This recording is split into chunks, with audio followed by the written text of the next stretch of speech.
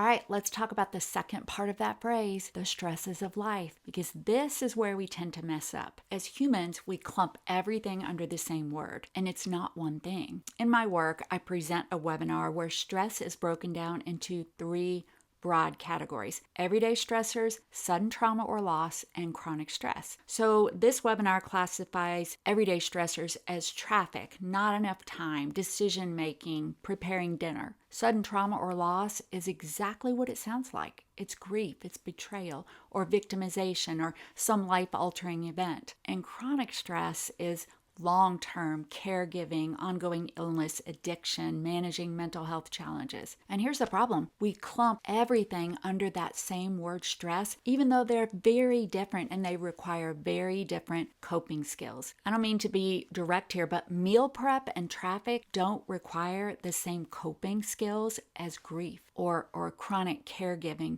And when we treat them like they do, we often feel overwhelmed and ineffective. So when the World Health Organization talks about coping with everyday stresses, what they're really talking about is working, commuting, feeding people, managing responsibilities. So here's the shift. Instead of saying, I'm stressed, choose one everyday challenge and name it clearly. If it's stress at mealtime, is it really resentment because no one's helping you? Is it a difficult conversation that you don't want to have? And when you name it, your brain can focus on the right skills, the right support, and the right choices for that specific event. And that's where coping begins. Next time, the second part of mental well-being.